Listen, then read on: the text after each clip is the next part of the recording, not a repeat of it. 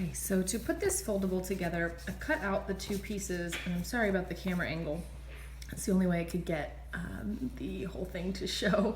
But I've cut out the two pieces, and then I made little slits right here on the first flap. And the reason why is I want to leave the title, but then I'm going to be folding inside. So I'm going to be doing that eventually. So what I'm going to do is I'm going to take the other piece and then cut along the dotted line parts.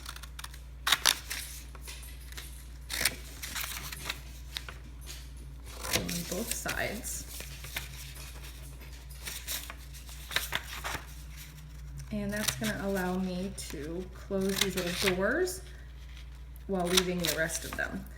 So then I'm going to take my piece with all of the function names on it, or the function transformations, and I'm going to flip it over. So now I'm on the back side, and I'm going to put my glue all over the back side because I want this whole thing to be glued to the front. So careful not to go into, over your cuts to glue them back together. This is just a regular old school glue stick, which I always have. And then just line up the bottom corners so that you're going to glue that down. And so basically what you've done is you've made this two-sided. And then of course I forgot to cut my dotted lines on the front. So I'm going to cut them again. And so my foldable is not going to be perfect, but that is okay. It's going to tell me the information that I need, which is why I want it anyway.